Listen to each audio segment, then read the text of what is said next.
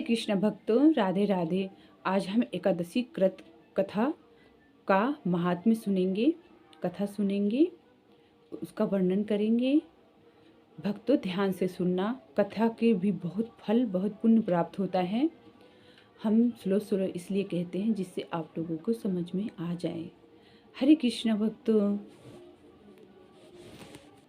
युधिष्ठिर बोले, हे देव देवेश्वर, मार्गशीर्ष शुक्ल पक्ष में कौन सी एकादशी होती है और उसका पूजा का क्या विध है और उसमें किस देवता का पूजन किया जाता है, कृपा करके हमें बताइए।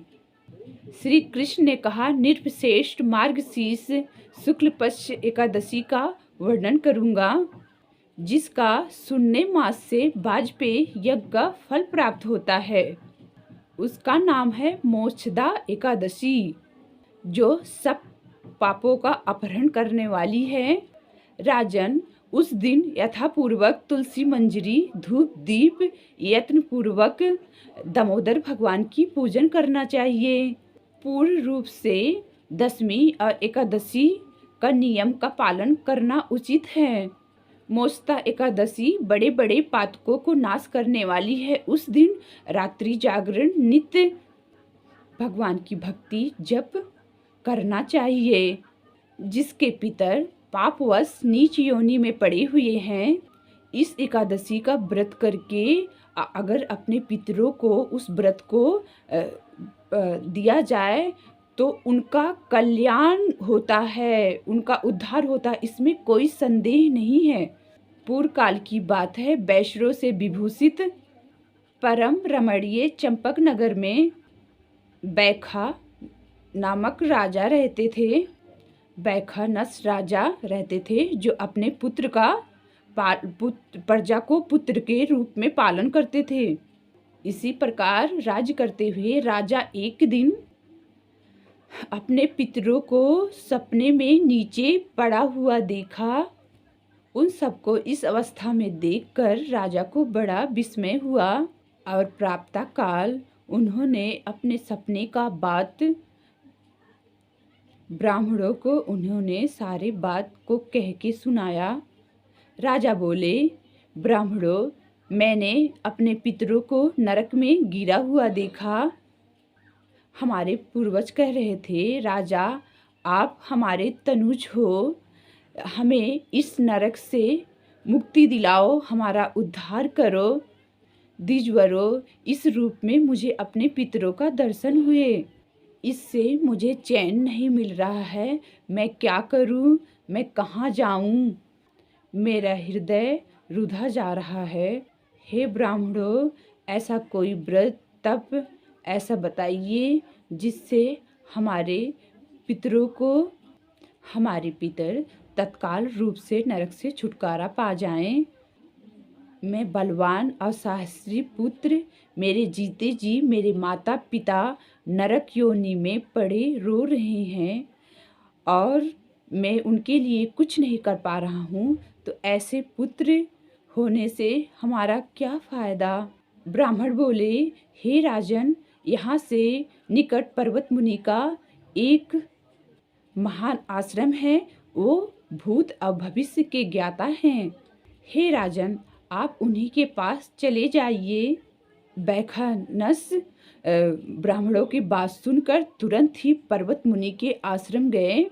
वहाँ उन्होंने मुनि को देखकर उन्हें दंडवत प्रणाम किया और उनके चरणों को स्पर्श किया।